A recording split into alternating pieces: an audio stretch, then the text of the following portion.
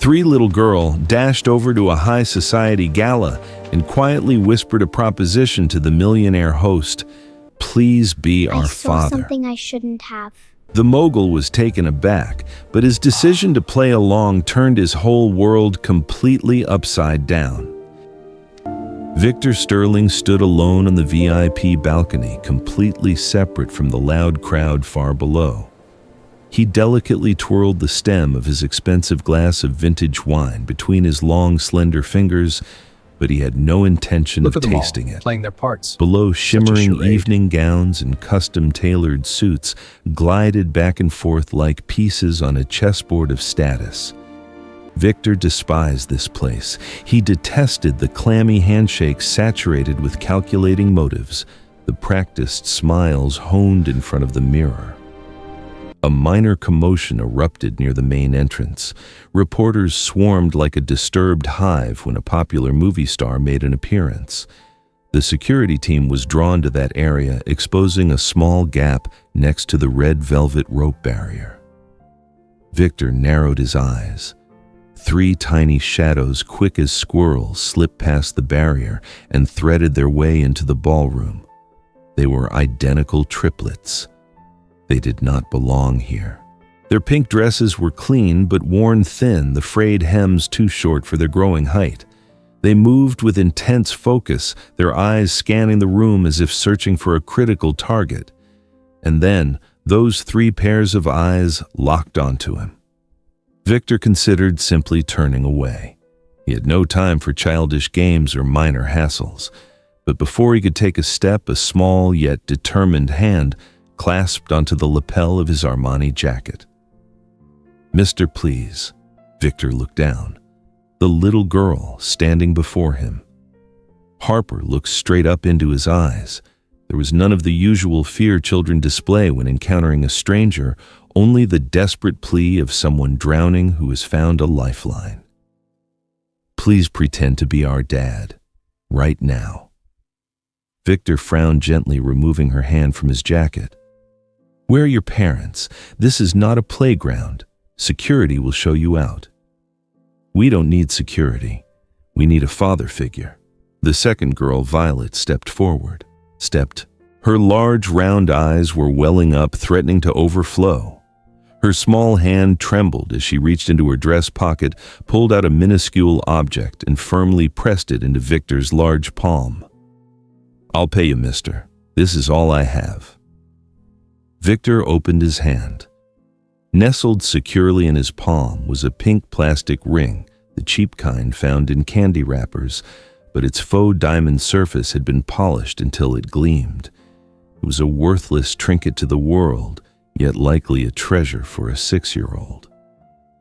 Victor's chilled heart skipped a beat. He looked at the ring, then back into Violet's eyes. This desperate innocence couldn't be an act. "Why me?" Victor asked, his voice softening, devoid of its previous dismissiveness. The third girl, Grace, who had been quietly observing, moved closer. Grace gently pulled Victor's hand down further, then pointed her small finger directly toward a dimly lit, secluded corner near the emergency exit. "Because you look like someone who could defeat a monster. And that monster over there is trying to swallow up our mom." Victor followed the direction of her gaze. There, separated from the dazzling crystal lights, a petite woman was pressed firmly against the wall. Blocking her path was a large man with a slick, artificial smile, Senator Roland Hayes. His enormous shadow loomed over the woman, his arm braced against the wall, limiting her exit, the classic power move of those accustomed to dominating the vulnerable. "He said he's going to throw us out on the street tonight," Grace whispered, her voice filled with suppressed alarm. "Mom told us to hide, but she can't stand up for herself anymore." The woman raised her face. She weakly pushed Hayes' hand away, a small but self-respecting act of defiance. The light from the ceiling fixture momentarily swept across her face. Victor froze. The wineglass in his hand tilted sharply, the red liquid spilling unnoticed onto the floor. That face, though more drawn, more fatigued, and her eyes lacking their former sparkle, he couldn't be mistaken. It was Sarah, the night shift nurse from room 304. The only person who had dared to hold his trembling hand as his wife took her last breath 10 years ago. The one who had sat beside him all night long, not offering empty platitudes about loss, but simply sharing in the profound agony of a man who had lost his entire world. He had searched for her for years just to say thank you, but she had vanished without a trace. And now she was here cornered by a sleazy politician, while her 3 daughters had to use a plastic ring to purchase protection from a stranger. A surge of intense anger erupted in Victor's chest, hot and fierce. He was no longer bored. He was no longer empty. For the first time in a decade, he felt a clear sense of purpose. Victor gripped the plastic ring tightly in his hand. He turned toward a passing waiter's tray, sharply placing the crystal glass down. The dry clash of glass against metal echoed. Without a word, Victor adjusted his jacket collar. Victor advanced with long strides, slicing through the stuffy atmosphere of the party. He didn't slow down as he approached the corner where the massive senator was casting his intimidating shadow over the small woman. Victor offered no greeting, nor did he bother with the minimal courtesy of the elite. He rudely interposed himself between the two, using his broad back to block Hayes's view, then wrapped his strong arm around Sarah's shoulder, pulling her close to him in a stance of absolute protection. Sarah's body stiffened. The scent of expensive cologne and the unfamiliar warmth of this man caused her to panic, and she moved to pull away. But the hand on her shoulder tightened slightly, a firm squeeze that was both a command and a reassurance. "Don't move." Victor held his head high, his icy gaze sweeping across Hayes's stunned face. His voice boomed deep and resonant like the rumble of approaching thunder, loud enough to silence the curious guests nearby. "Senator Hayes, I don't recall ever giving you permission to bother my wife and daughters." Hayes stumbled back a step, nearly dropping the glass of wine in his hand. The arrogant, overbearing demeanor from moments before vanished, replaced by profound confusion. He glanced at Victor, then at Sarah with her head bowed, then back at the 3 identical children clustered at Victor's feet. He tried to recover his composure, forcing a strained social smile, his tone shifting to sarcasm, attempting to salvage some dignity. "Ah, Mr. Sterling, I wasn't aware you had such a sudden hobby of collecting. A family. This nurse keeps secrets well. I thought she was only good at patient care, not at targeting deep pockets." Victor's arm tightened further on Sarah's shoulder. As he felt her tremble with indignation and humiliation, he didn't allow her time to respond. Victor didn't argue, didn't explain. He stepped forward, forcing Hayes back to the edge of the banquet table. He leaned close to the senator's ear, lowering his voice just enough for him and the lurking reporters to hear, yet every word was razor sharp. "Listen closely, Roland. I hold 12% of Apex Group's common stock. If you dare to come near my home again or cause any distress to anyone in my family, the stock market will feel the shockwaves tomorrow morning. I will dump every share. And while I'm at it, I will also publicly disclose the non-performing loan you're trying to hide from the city council to secure your next term." Hayes's face went pale. He knew Victor Sterling wasn't one to make empty threats. In the business world, Victor's word was law. He gritted his teeth, giving Sarah one last resentful stare before turning on his heel and shuffling away, leaving behind the whispers and scrutinizing eyes of the elite crowd. But the trouble didn't stop there. As soon as Hayes's shadow disappeared, the crowd exploded. Dazzling camera flashes started popping relentlessly. Reporters recognized this as the hottest news story of the year. The reclusive billionaire Victor Sterling had a secret wife and children. "Mr. Sterling, is this why you've been out of the public eye for 10 years? Who is she? Are these 3 children your biological daughters?" Victor realized the situation was escalating out of control. Sarah was shrinking from the glare, her hand ice cold. The three children began to panic, Grace clinging tightly to his leg. Victor gave a crisp signal. Instantly, 4 massive bodyguards materialized, forming an impenetrable barrier, shielding them from the cameras and reaching hands. Without hesitation, Victor bent down and swept Violet into his arms. The little girl wrapped her arms tightly around his neck, hiding her face in his jacket's shoulder. With his other hand, he firmly gripped Sarah's wrist, pulling her along. "Let's go." "Don't look back." Sarah stumbled after him, her legs rubbery from fright and her old high heels unfamiliar. She wanted to pull her arm away, wanted to scream and ask him who he was, but her maternal instinct told her to follow the man carrying her daughter out of this chaotic hell. They moved like an arrow piercing through the confused crowd, exiting through the back door where a sleek black Rolls-Royce was idling. The chauffeur quickly opened the door. Victor placed Violet in the back seat, gently guiding Harper and Grace in, and then practically ushered Sarah into the front seat before stepping in himself and slamming the door shut. The interior of the car was silent, completely isolated from the noise and flashing lights outside.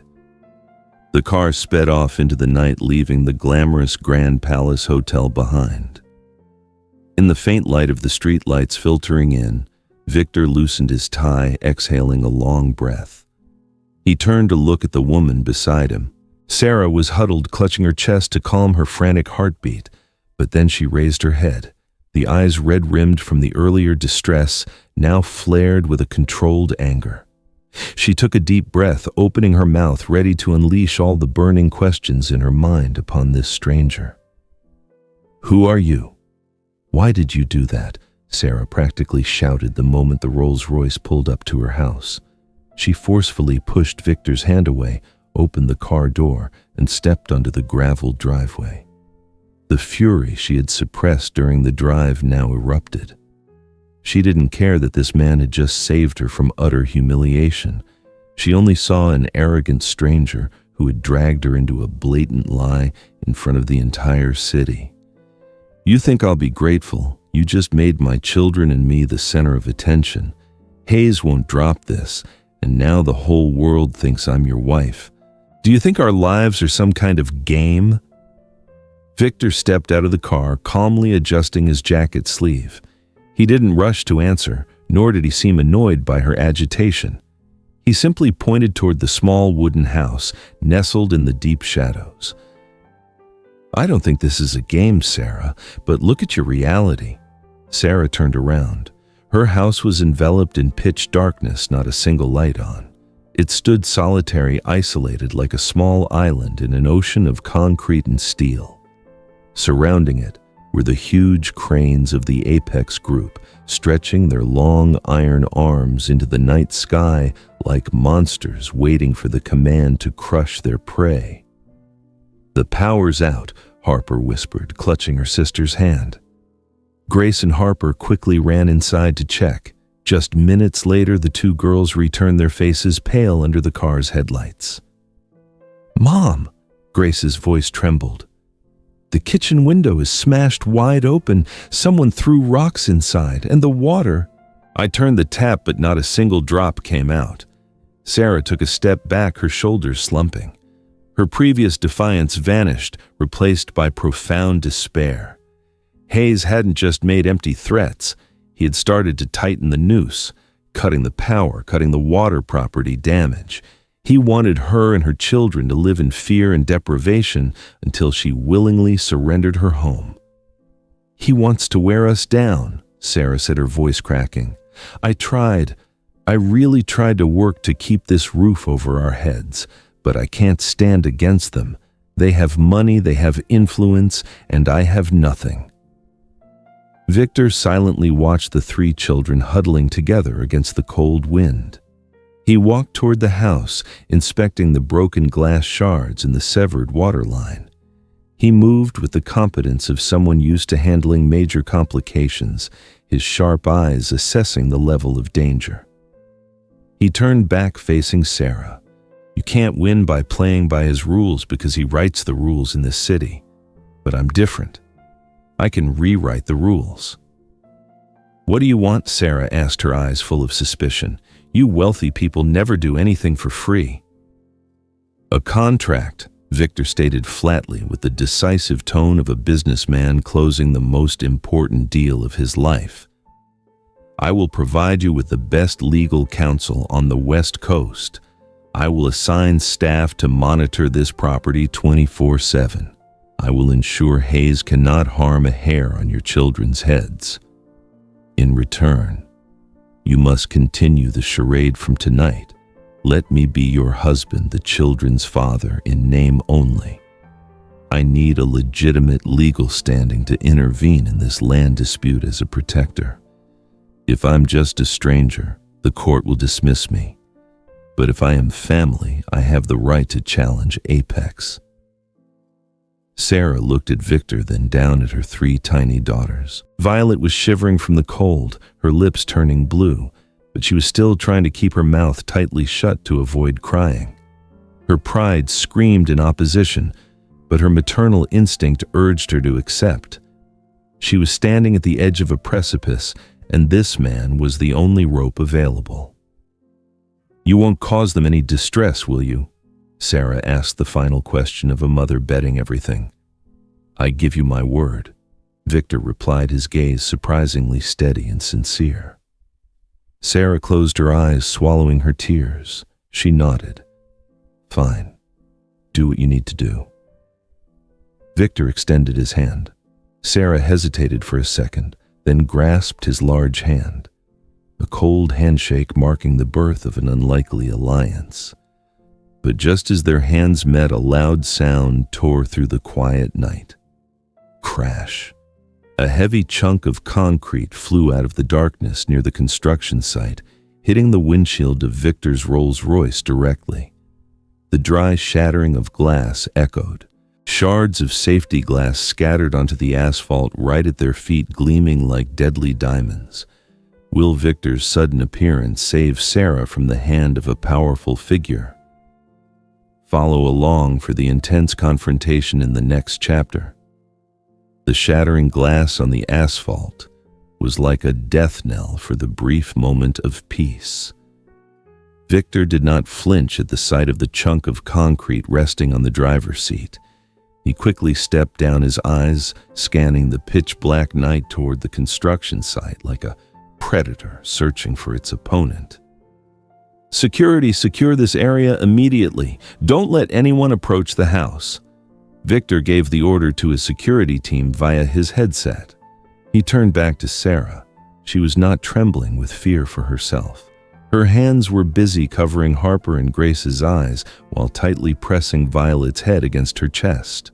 She didn't want them to see the confrontation, didn't want them to witness the harshness of the adult world descending upon their little sanctuary.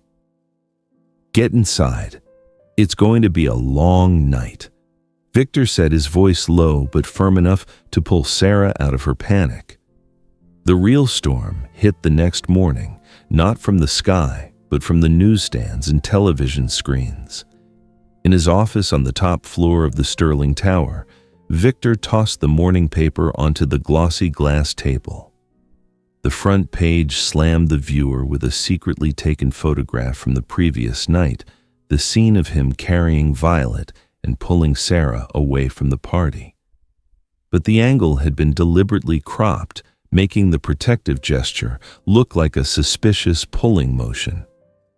The bold headline was maliciously worded, "Billionaire Sterling and Secret Mistress, a charity play or a love scandal with the gold digger nurse." Victor quickly skimmed the article. Every sentence had been carefully twisted to distort the truth.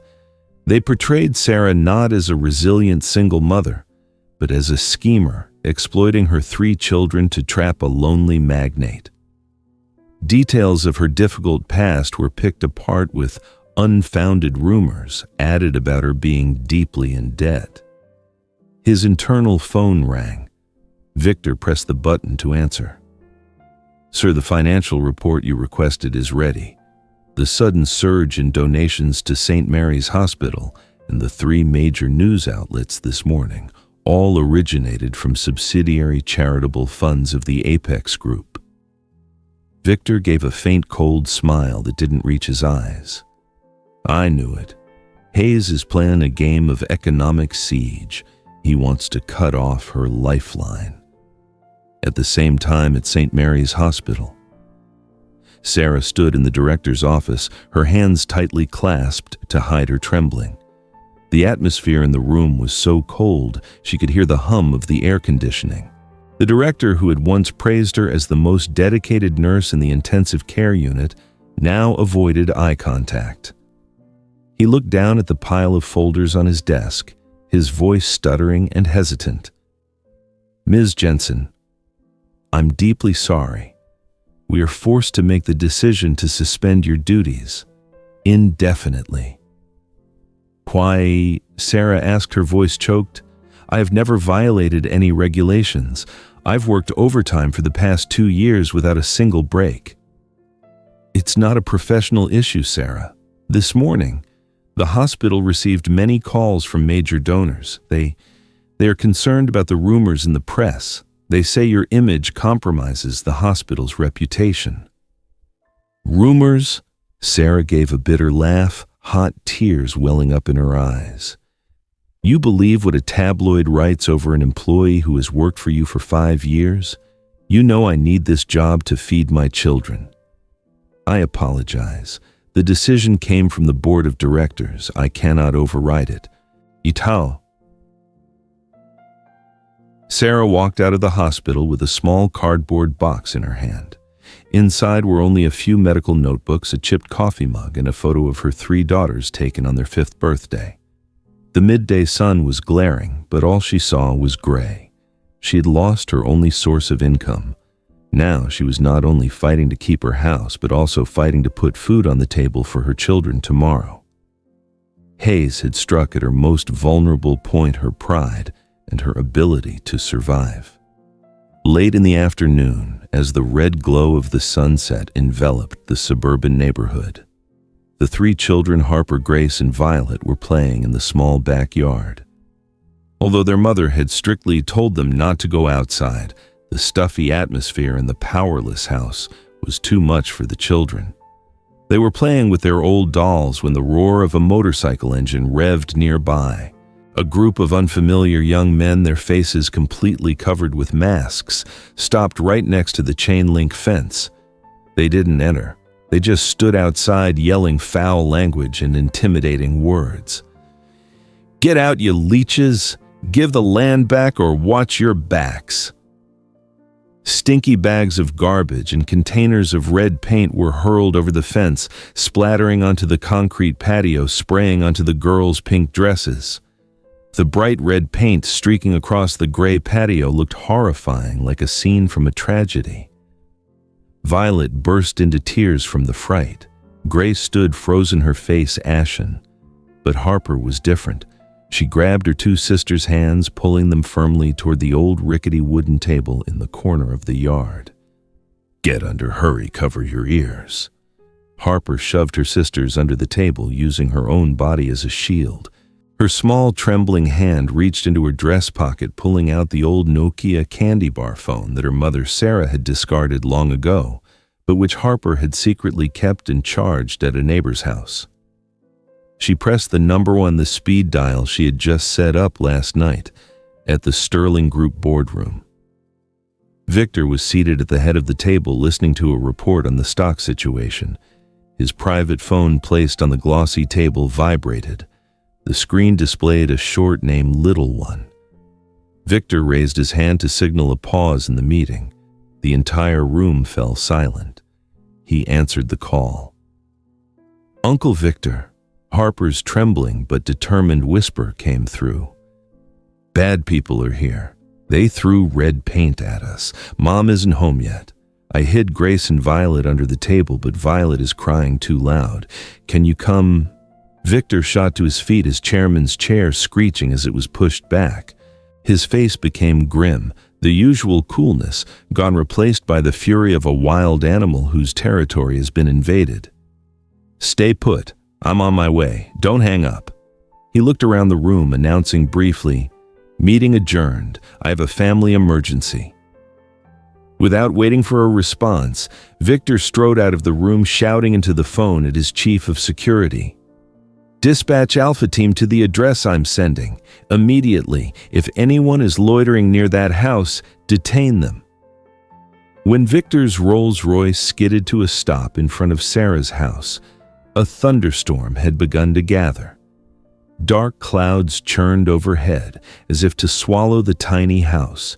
His security team had arrived first, establishing a strong protective perimeter, dissuading the thugs and keeping the curious neighbors at bay. Victor paid no mind to the security staff. He ran through the rickety wooden gate, stepping over the streaks of red paint covering the yard. The front door was wide open. He stepped into the shabby living room where the daylight was fading. The sight before him made his heart clench. The 3 children were huddled on the sofa, their clothes stained with red paint. Harper was using a tissue to wipe Violet's face, her small hand still shaking.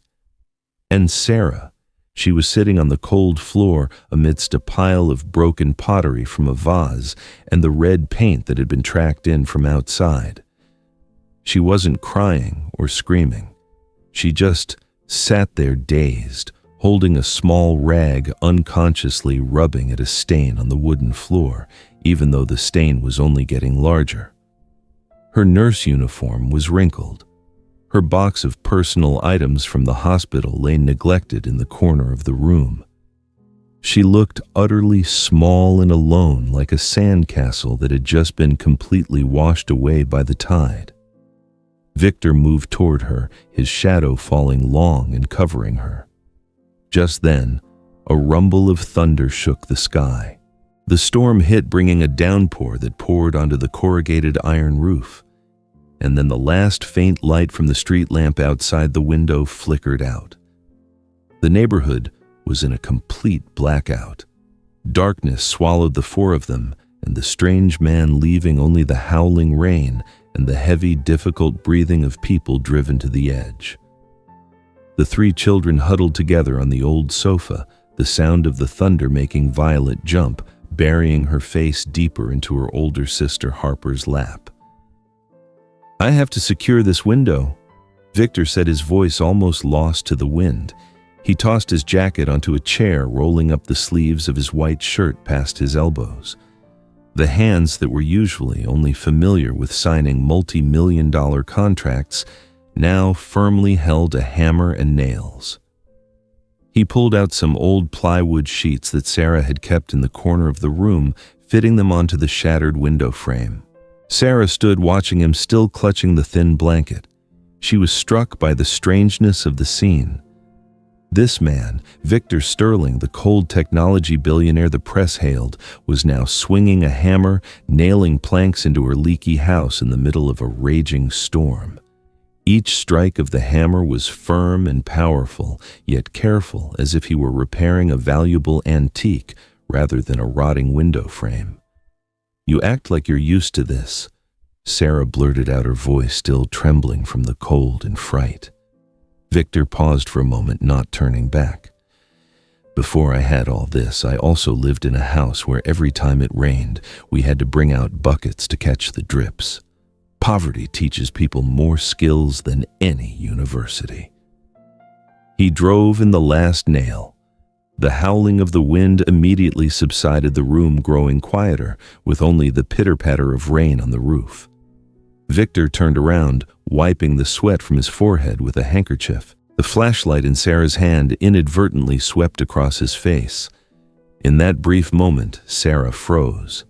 The pale yellow light highlighted his sharp, angular features, accentuating his deep-set, tired eyes. Gone was the arrogant, cold look often seen on TV. Only loneliness remained, a deep, oddly familiar sadness that made Sarah's heart ache. She had seen that look somewhere before, a long time ago. "Are the children asleep?" Victor asked, pulling Sarah back to reality. Yes, they were too exhausted. Today was a terrible, long day. Sarah sighed, placing the flashlight on the table, creating a small halo of light between them. She sat down on the chair opposite him, her hands still tightly clasped. "Thank you for the window and for coming." Victor sat down on the wobbly wooden chair, leaning his back against the rail, his eyes lost in the flickering candlelight on the table. "Don't thank me. I haven't done much. Hayes has only just begun." "I know," Sarah lowered her head, her voice shrinking. "I lost my job today. The hospital put me on leave. They said I was hurting their reputation. Now I don't know what I'll feed the children tomorrow, let alone deal with a lawsuit." She raised her hands to cover her face, her shoulders shaking violently. The resilience she'd tried to maintain in front of her children now completely crumbled before this strange man. She cried, her choked sobs swallowed by the sound of the rain. "Does it hurt a lot?" Victor's voice resonated, gentle yet profound. He didn't come over to comfort her, didn't offer empty reassurances. He simply sat there watching her. "It feels like the whole world has turned its back on you. It feels like you're drowning and no one will throw you a lifeline." Victor continued, his voice dropping as if speaking to himself. "But don't fight it, Sarah. Don't try to be tough. Grief is like a wave. Just let it hit you and it will pass. If you try to resist it, it will drag you down." Sarah was stunned. The hands covering her face slowly lowered. She looked up at Victor intently. That sentence, every single word. 10 years ago. Intensive Care Unit Room 304, a stormy night just like this one. She remembered the young man, heavily bearded, his clothes, disheveled, kneeling by the bedside of his wife, who had just taken her last breath. He was sobbing in despair, hitting the wall until his knuckles were bleeding. At that time, she was just an intern nurse. She'd come over, placed a hand on his shoulder, and said those exact words, "Don't fight the grief.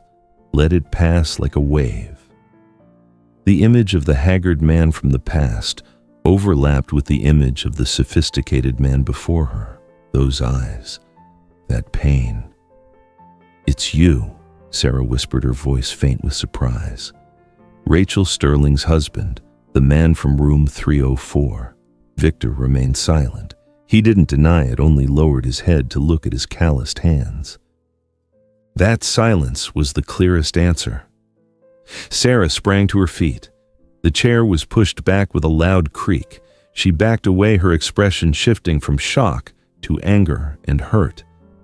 "So that's it. You're not a knight nor a good Samaritan passing by. You came here to settle a debt. You saw I was pathetic poor, so you threw money in my face to buy off your conscience for what happened 10 years ago, didn't you?" "Sarah, let me explain." Victor stood up, raising his hands to reassure her. "No," Sarah shouted, forgetting the children were asleep.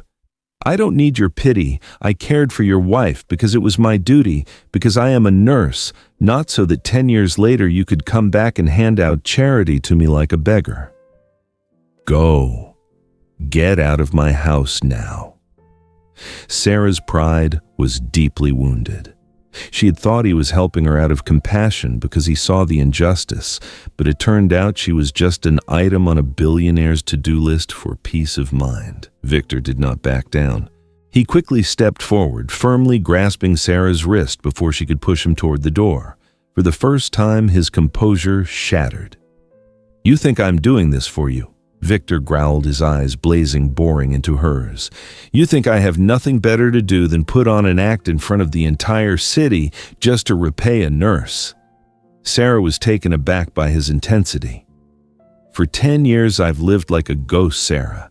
I made billions of dollars, I built an empire, but every night I came home to 4 cold walls. I felt nothing. No joy, no sadness, no pain. I passed away right along with Rachel that night." Victor released her wrist, his voice strained and hoarse.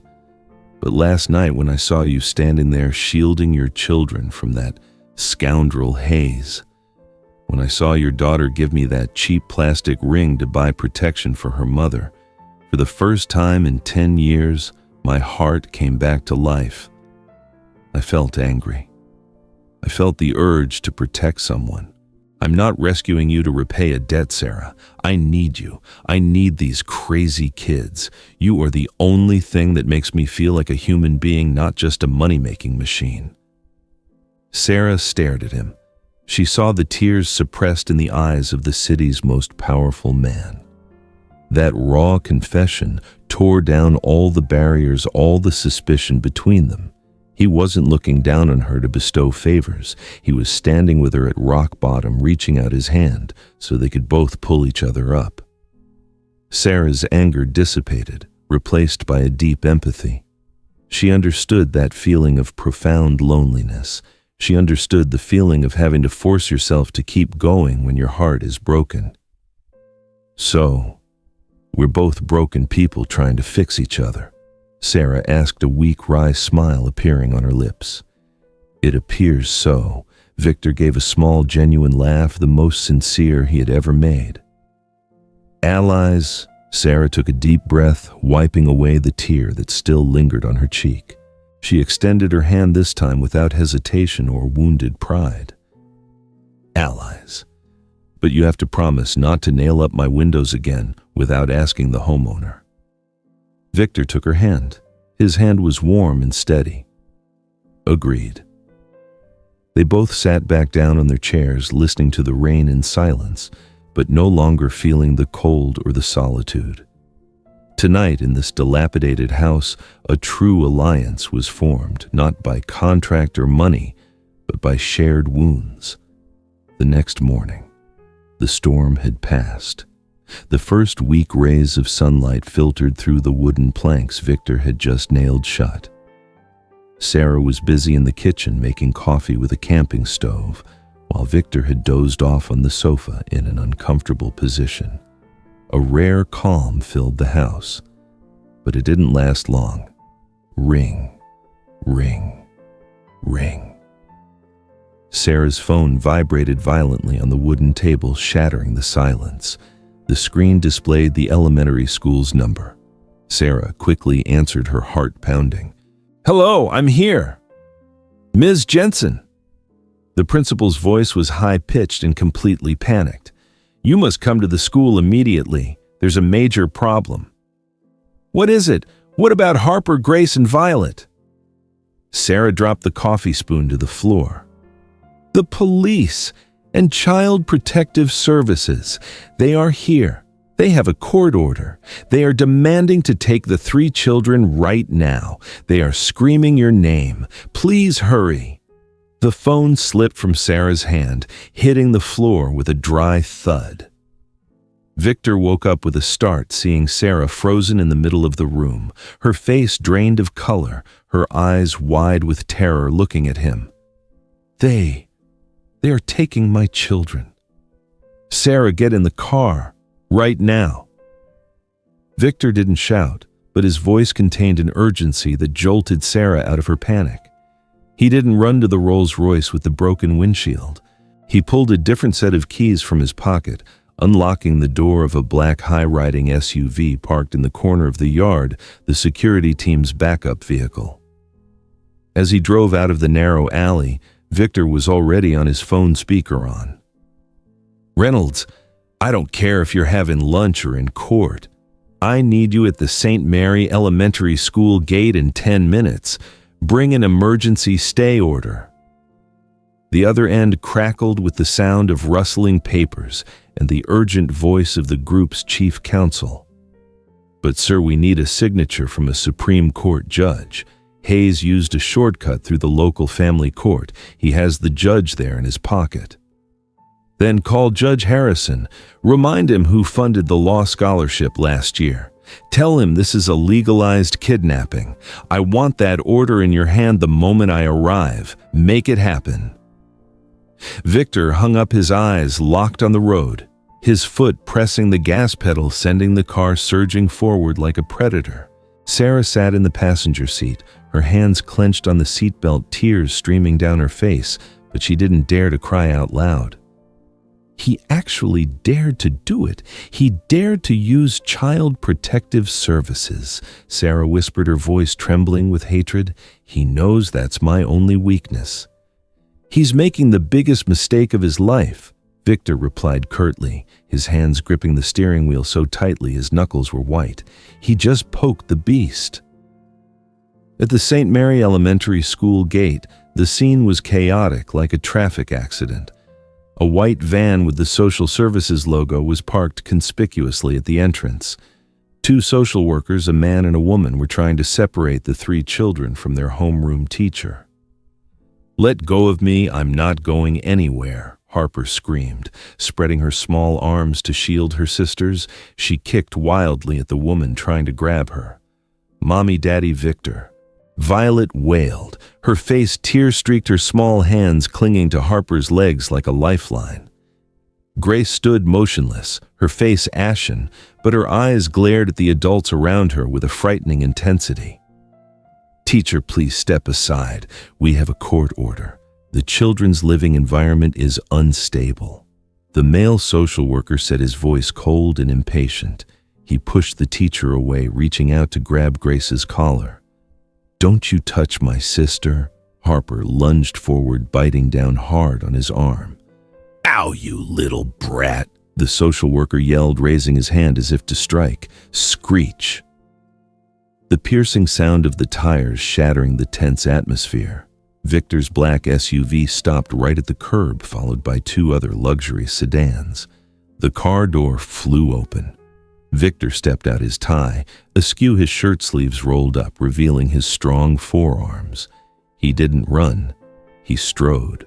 Every step he took on the asphalt exuded an authority that made the crowd of parents and teachers instinctively move aside. Sarah burst out of the car, running straight toward her children. Harper, Grace, Violet. "Mom." The three children erupted in sobs, breaking free from the social worker's grasp and rushing into their mother's arms. Sarah fell to her knees, hugging the three small trembling bodies tightly, using her own body to shield them.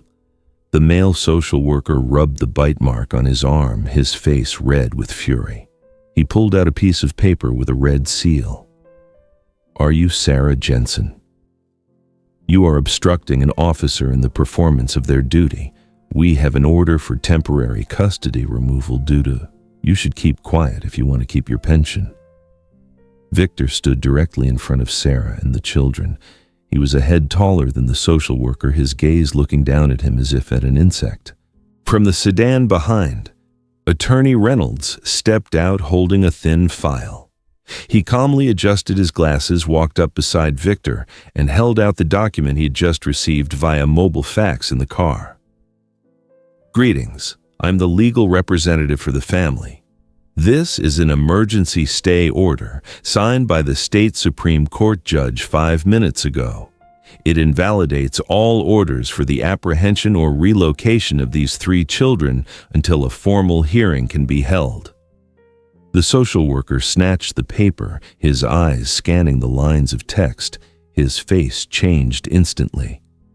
"But," Senator Hayes said. "Ah," Victor cut in, his voice sharp and clear, loud enough for the reporters lurking nearby to hear. "So Child Protective Services is now operating on verbal orders from a senator instead of the Constitution. Excellent. Reynolds, note down the names of these two individuals. I will file suit against every person here for abuse of authority and child endangerment." Victor bent down, looking straight into the eyes of the woman accompanying the man who seemed to be wavering. "You have a home. You have children, don't you? Don't let your career be ruined by following the scheme of a man who's about to be out of power. If you touch my children while the stay order is active, I swear I will use the entire legal team of the Sterling Group to make sure you have to sell your homes to pay the damages." Silence descended upon the school gate. Only Violet's choked sobs could be heard. The two social workers exchanged glances. They looked at the Supreme Court order, then at Victor's unforgiving expression. They understood they had hit an unmovable wall. We will report back to our superiors," the man mumbled, stuffing the paper into his bag. He motioned for his colleague to retreat. As the white van rolled away, Victor turned back. He said nothing, just gently released Violet's hand from Sarah's shirt, lifting the little girl onto his shoulder. Violet nestled her head into his neck, her tears soaking his white shirt collar. "Let's go. It's not safe here anymore," Victor said to Sarah. Sarah stood up, her legs wobbly, but her eyes held absolute trust in Victor. She had seen how he used the law and a cool head to crush the aggression. He didn't use brute force. He used the true strength of a man who knows how to protect his family. "Where are we going?" Harper asked, still holding tightly to Victor's sleeve.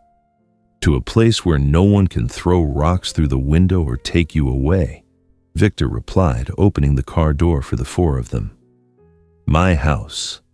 The convoy rolled away, leaving the poor neighborhood and the school full of curious stares. They drove along wide highways winding up toward the Beverly Hills area, a place reserved for the ultra-wealthy. No one spoke a word during the entire drive. The relief after the intense danger caused the three children to fall asleep in the back seat. Sarah sat silently looking out the window, watching the low-rise buildings gradually replaced by ancient trees and high stone walls. The car slowed, turning onto a white gravel road. In front of them was a massive 5-meter-high black iron gate, intricately and coldly carved. The gate slowly opened with a smooth, heavy hydraulic sound. Victor drove in. Before Sarah's eyes, a mansion of white marble appeared, standing isolated and immense amidst a vast, perfectly manicured, yet soulless garden. It looked more like a museum or a fortress than a home. The massive iron gate slowly closed behind them. The dry clack of the lock echoed into the car. The three children woke up, looking out the window in confusion. "Is this your house, Daddy?" Grace asked, her eyes wide with amazement but also apprehension. "It looks cold." Victor turned off the engine.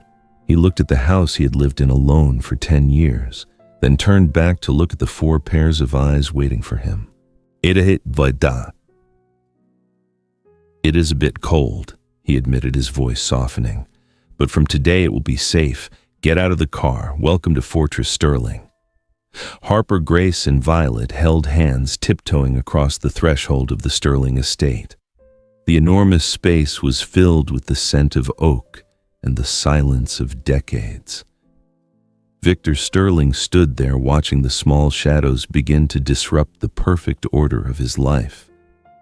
After only 2 days, the luxurious living room had transformed into a battlefield of warmth. Harper dragged the sheepskin blankets from the bedroom and piled them onto the expensive leather sofa. Grace and Violet stacked pillows into a sturdy wall. They built a fort right in the center of the mansion. The housekeeper, Mrs. Gable, stood in the corner, her hands clasped. She was used to cleaning silence, but now she was smiling. Victor walked past and was snagged by Harper, who grabbed his trouser leg. The girl pressed him onto the rug, then solemnly declared, "You're captured, mister. You're a prisoner in our castle. You have to wear this or we won't release you." Harper placed a handmade paper crown covered in colorful plastic beads onto the millionaire's head. Victor was not annoyed. He sat still, feeling the light weight of the toy on his head. He saw his reflection in the mirror, the most powerful man in the city, submitting to a 6-year-old. The pain of the last 10 years suddenly felt as light as that piece of colored paper. The bond became even clearer that afternoon at the indoor pool. Violet swam far out, but suddenly lost her footing. She panicked, her arms flailing wildly. Victor didn't hesitate. He jumped into the water, even while still wearing his white shirt. He scooped Violet up, letting her rest on his shoulder. Violet clung tightly to his neck, her breath coming in trusted, shallow gasps. "Don't let go, Uncle. I'm scared." Victor gently tightened his embrace, feeling the small heart pounding against his chest. I'm here. I will never let go of you. In that moment, Victor realized he was no longer afraid of connection. The paternal instinct which he had tried to bury with his late wife was powerfully reawakening. He no longer saw the children as a responsibility, but as a part of his own flesh and blood. Late at night, the children's exuberance gave way to the tension of the legal conflict. Victor and Sarah sat opposite each other in the library, surrounded by mountains of city planning documents. Sarah rubbed her eyes. She was still in a simple nightgown, but her eyes shone with determination. Years of nursing made me sensitive to unusual details in X-rays. Look at this cadastral map from 20 years ago. Sarah pointed to a faint blue line running through her property. Victor pulled the new Apex Group files over for comparison. This is a natural stream. But on Apex's new blueprints, they have completely erased it. They want to hide the fact that the skyscraper's foundation will encroach on an underground water source to legalize illegal construction. Victor quickly turned to the last page of the file. He squinted at the signature section of the survey engineer. The handwriting is shaky. It doesn't look like a voluntary signature. Engineer Oldman is extremely meticulous. He would never sign something this sloppy unless he was forced. Victor immediately picked up the phone and called Miller, his private investigator. Miller, find Engineer Oldman immediately. He retired 2 years ago. I want to know who pressured him to sign this fraudulent planning document. Sarah was overjoyed, unconsciously leaning forward to hug Victor. The warmth from her body made Victor freeze. Sarah realized her impulse and moved to pull back, but Victor's arms were quick to hold her in place. His gaze lingered on Sarah's lips, and the quiet stillness of the library suddenly became thick and charged with longing. Just then, the phone on the table vibrated strongly. Miller reported urgent news. Hayes is about to make his move. Tomorrow night he's holding a major campaign fundraising gala. He plans to announce the Apex project as a political commitment to force the city council to approve the zoning that very night. If he succeeds, we will lose everything. Victor hung up the phone. The earlier softness disappeared, replaced by the fiery gaze of a warrior. He turned to Sarah, gripping her hand tightly. We won't sit here and wait for him to evict us anymore. Tomorrow night we are going to that party. We will walk straight into the lion's den and expose his true colors in front of all the donors. Sarah squeezed Victor's hand, feeling the fierce determination radiating from him. The fight was no longer an act. They were genuinely fighting for the future of the children sleeping soundly outside. The lion's den is open. Hayes's dark secrets are about to be laid bare. Don't miss the next chapter where justice begins to speak. Victor, the plan has changed. I don't need to access their server anymore. Miller's voice came through the Bluetooth headset, mixed with the whistling wind of the night. Victor was adjusting his tie in front of the large mirror in the Ritz-Carlton hotel lobby, his hand pausing. What did you find? Not a what, but a who. Miller replied, his tone conveying the excitement of a hunter who had scented his prey. Arthur Penhaligon, former chief accountant for Apex. Hayes dismissed him 3 months ago and threatened him with jail time if he breathed a word about the kickbacks.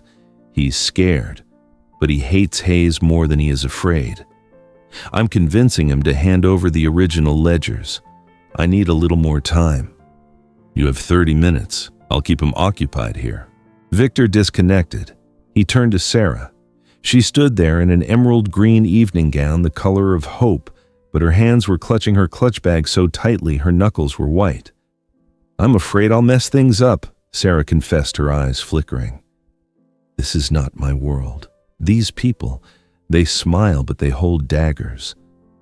Victor stepped toward her, placing his hands on her shoulders, looking deeply into her eyes.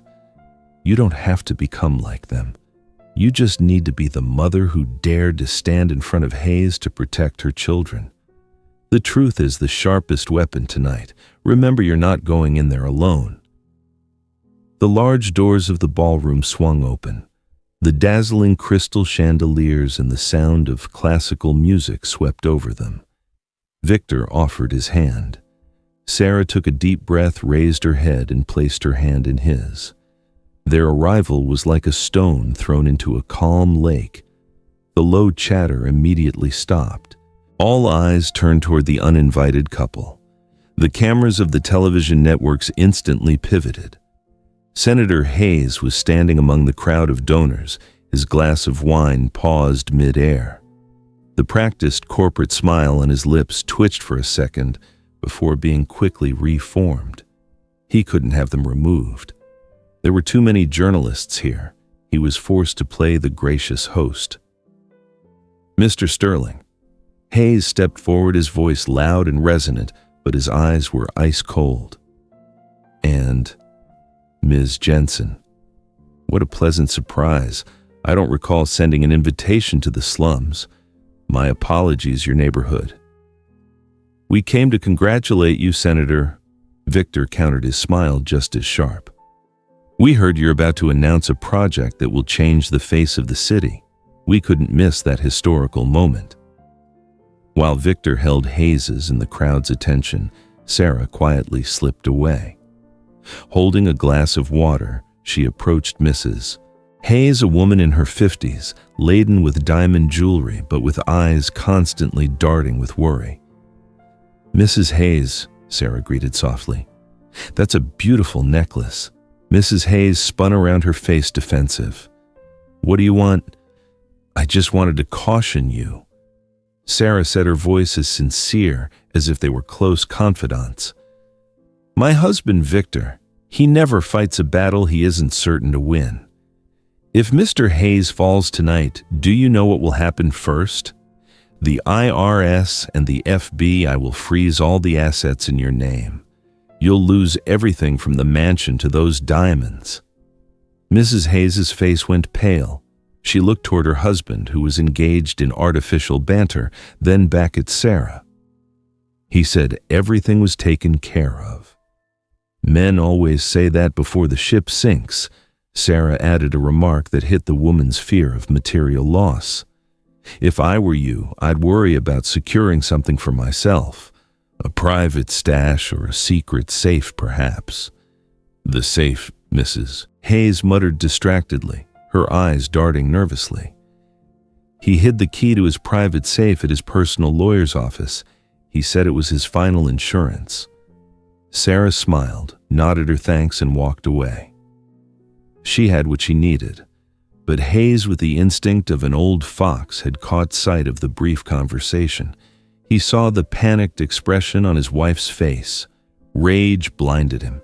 He strode over, roughly grabbing Sarah's arm, dragging her abruptly toward the private VIP lounge in the corner of the hall. You need a little rest, Ms. Jensen. You don't look well, Hayes said loudly to distract onlookers, but the force of his grip felt like it would crush her bones. Victor stood at the bar, watching their shadows disappear behind the thick wooden door. He didn't run after them. He calmly reached up to adjust his lapel pin, tapping it twice, a signal to the sound technician he had acquired earlier. In the lounge, Hayes roughly pushed Sarah onto the sofa. He slammed the door shut, his face red with fury. What the blazes did you say to my wife? Hayes hissed, dropping all pretense of civility. I only told the truth. Sarah looked up at him, her heart pounding, but she did not back down. That you're about to lose everything. Lose everything. Hayes scoffed, his laughter echoing in the small enclosed room. He moved closer, leaning down near her face. Who do you think you are? Do you think that Sterling guy can save you? In this city, I am the law. I make the rules. Poor common folk like you are just trash blocking my progress. That cheap justice you're clinging to can't reach me. I will demolish your house and the future of your illegitimate children, too. Outside the ballroom, the smooth music abruptly cut out. In its place, Hayes's arrogant, contemptuous voice was clearly audible through the high-powered sound system, reaching the ears of every guest, every reporter, and thousands of people watching the live stream online. Poor common folk like you are just trash blocking my progress. The entire hall fell into a deathly silence. Wine glasses were suspended mid-air. Reporters stared at each other, then uniformly pointed their cameras toward the speaker. Victor's phone vibrated. A text from Miller. "Arthur has signed the agreement to testify. We have all the evidence of the illicit payments. The police are on their way." The lounge door burst open. Hayes stepped out, adjusting his suit jacket, wearing the triumphant look of someone who had just taught Sarah an unforgettable lesson. He was about to step onto the podium to receive applause, but there was no applause, only a deathly silence. Hundreds of eyes stared at him, not with admiration, but with horror and disgust. He saw his wife crying, covering her face in the corner of the room. He turned to look at Victor. Victor stood in the center of the ballroom, one hand in his pocket, the other slowly raising his glass toward Hayes, a toast to a downfall.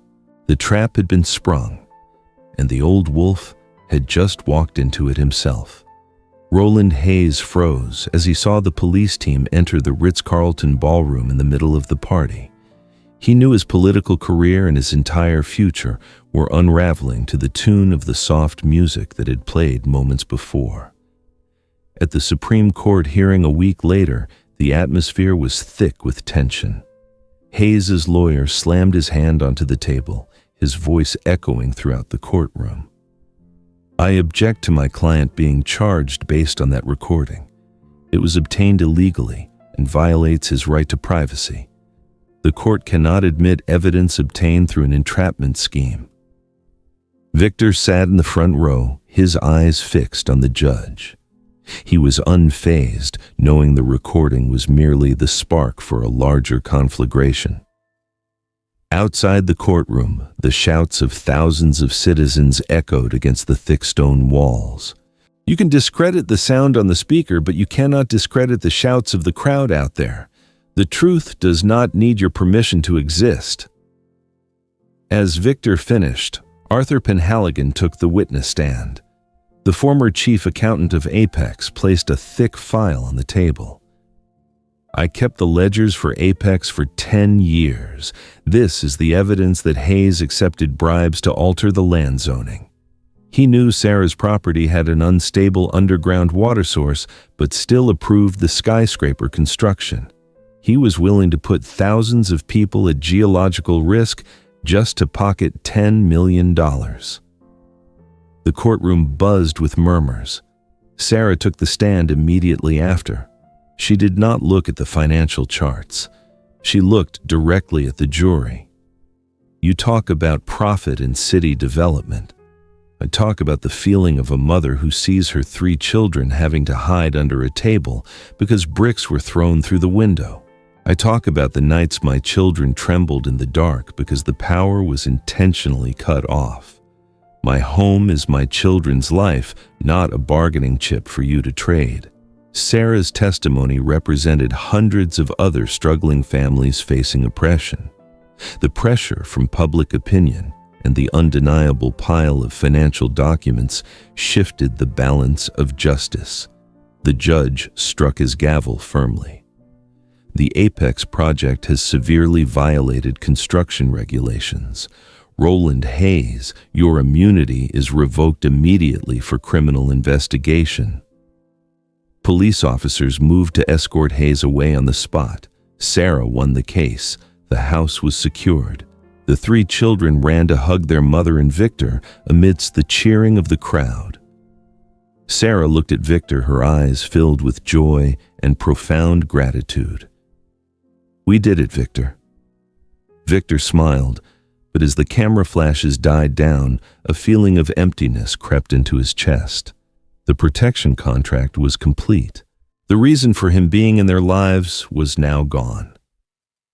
That afternoon, Victor drove the 4 of them back to the old house. He had already hired builders to reinforce and repaint the house a warm white. He stood on the porch holding out a set of keys and the completed legal file. "The house is officially in your name. All the troubles are over. My security detail will leave tonight." Sarah took the keys, her smile fading as she heard the detachment in his voice. "Won't you come in for some tea? The children want to show you their new room." "I have a meeting at the office. Goodbye, Sarah. Goodbye, kids." Victor turned his back, walking straight toward the Rolls-Royce. He didn't look back, afraid he would change his mind. The car door slammed shut, returning him to the familiar silence and scent of leather of his lonely millionaire life. He pressed the gas, but through the rearview mirror, he saw 3 small shadows still waving until the car disappeared behind the trees. Victor Sterling approached the black Rolls-Royce, his hand resting on the cold metal door handle. The sunset descended upon the suburban neighborhood, painting the trees red and casting long shadows on the green lawn in front of Sarah's house. Everything had concluded, just like a perfect business transaction.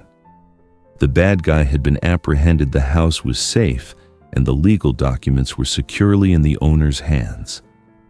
According to Victor's rules, this was the moment he should disappear from their lives, returning to his solitary peak. But just as he reached for the door, a shout tore through the stillness. "Stop! You can't leave!" Harper, Grace, and Violet burst out of the wooden door, running across the lawn with the speed of small arrows. They didn't stop until they stood blocking Victor's path to the car door. The 3 little girls spread their arms wide, forming a small but determined human barrier. Their faces were smeared with tears, their red eyes looking at Victor with a fierceness he had never encountered in any business partner. "Mr. Sterling, you can't break your promise," Harper said, her voice shaking with choked sobs but her gaze unwavering. "You agreed to be our daddy." Violet cried out, her small hands clutching the hem of her pale-stained dress. Victor paused. He tried to maintain a calm expression, attempting to use logic to explain to the children about a contract that had been fulfilled.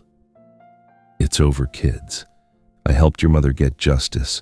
You're safe now. No more troublemakers. I have to go." "No." Grace stepped forward. She held out a sheet of A4 paper scribbled with crayons in bright, vibrant colors. "You haven't signed this agreement yet. This is the most important one." Victor was stunned, taking the paper from Grace's small hand. His hand trembled slightly as he looked at the large, shaky yet clear handwriting. The title read, "Permanent Daddy Agreement." Below were the terms, "Must read bedtime stories every night until we fall asleep. Must remove all monsters from under the bed and in the closet. Must teach us to swim without letting go of our hands. The most important term, must love mommy forever and never let her cry alone in the dark again." Victor looked at the paper, then at the 3 pairs of eyes looking at him with hope. A warm feeling surged in his chest, shattering the last icy wall he had built for 10 years. His numbers, his stocks, and his billion-dollar empire suddenly became meaningless in the face of this crayon-written agreement. He looked up toward the porch. Sarah was standing leaning against the doorframe. Her eyes, also red-rimmed, her gaze full of sorrow and understanding. "Sarah, you know I'm not good at these things," Victor said, his voice hoarse. "I'm a broken man. I don't know how to operate a family." Sarah stepped down the stairs, walking slowly toward him across the lawn. She stopped in front of Victor, gently wiping away the remaining tears on Harper's cheek. "Victor, this house has been repaired. It's beautiful. But if you leave, it will become an empty shell again, just like the past 10 years I've lived," Sarah said, her voice sincere and direct. "I don't need a billionaire Sterling to clean up a mess. I need the man who rolled up his sleeves and nailed the window shut on a stormy night. I need the man who jumped into the pool to hold my daughter. My children need a father, and I need you." Silence enveloped the space. Only the soft rustling of the wind through the trees remained. Victor looked at Sarah, at the three children, then back at the crayon paper in his hand. He realized he couldn't go back to his old life. Loneliness was no longer a shield. It had become a prison he had just found the key to escape from. Victor took a deep breath. He said nothing but slowly knelt on one knee right there on the green lawn. He reached into his jacket pocket, pulling out a tiny object. It wasn't an expensive diamond ring bought from the world's most famous jeweler. It was the pink plastic ring with the fake jewel that glowed under the sunset, the toy Violet had given him at the gala to pay him to be their father. He had kept it in his pocket all these days as a reminder of life. Victor looked up at Sarah holding out the plastic ring. "I don't have a diamond ring here, but I have this. Sarah, will you agree to let me make this fake contract real? Will you agree to let a damaged person like me love you and your children forever?" Sarah burst into tears, but this time they were tears of pure joy. She nodded repeatedly, extending her finger for Victor to slide the plastic ring on. "I do." The three children erupted in delight, rushing to hug Victor and Sarah, forming a strong bond of love right in the middle of the lawn. Their clear laughter echoed, chasing away the gloom of the past. That night in Sarah's small house, the lights were bright, and Victor's voice reading a story was steady until the three little angels fell into the most peaceful sleep. 6 months later. The Sterling estate was no longer a cold fortress standing alone on the hill. The vast garden now bloomed with colorful flowers and was full of laughter. A small wedding was held right on the green lawn. There were no sleek politicians, no greedy investors, only true friends and the dearest family. The three triplets wore gorgeous emerald green flower girl dresses, their curly hair adorned with fragrant jasmine wreaths. They walked ahead carrying baskets of flowers, scattering rose petals down the aisle with serious and proud expressions. Victor stood at the altar wearing a perfectly tailored groom's suit. His face no longer held the cold look he was known for. He smiled radiantly, his eyes never leaving Sarah, as she slowly walked toward him in a pristine white wedding dress, simple yet stunning. When the minister pronounced them husband and wife, Victor bent down to kiss Sarah amidst warm applause. The three little girls jumped up and down, tossing the last of the petals into the air. That evening, after the guests had departed, Victor stood in the mansion's vast living room. On the main wall, right next to the expensive artwork, a small glass frame was proudly displayed. Inside the frame were the pink plastic ring and the crayon-written agreement of the three girls. Victor lifted Violet onto his shoulder, his other hand firmly holding Sarah's. He looked at the memento of that fateful night, the night the three girls had bravely approached a stranger to save their mother. "What are you looking at, Daddy?" Violet asked, playing with Victor's hair. Victor smiled, kissing her forehead gently before turning to look at Sarah, who was now his wife, the one who had brought light back into his life. "I'm looking at the magic of the plastic ring," Victor whispered, his voice full of gratitude. "Thank you, my dears, for choosing me to be the most important project of your lives." Sarah leaned her head on his shoulder, and they both looked out at the peaceful garden under the moonlight. The story began with a deception, but concluded with the most beautiful truth: love does not require flashy contracts. It only requires the courage to open your heart and embrace one another. The story is a moving testament to the strength of kindness and courage. Sometimes reaching out to help the vulnerable is not just about giving them justice, but also about the salvation of the giver's own withered soul. It teaches us that family doesn't necessarily start with kinship, but can be built from shared understanding and the sincere choice to connect. Where broken hearts, if brave enough to trust each other again, will together create miracles that change everything. Disclaimer: The story above is completely fictional. The names of characters, places, and events have been created for the purpose of artistic and educational illustration. Any resemblance to real people or actual events is purely coincidental.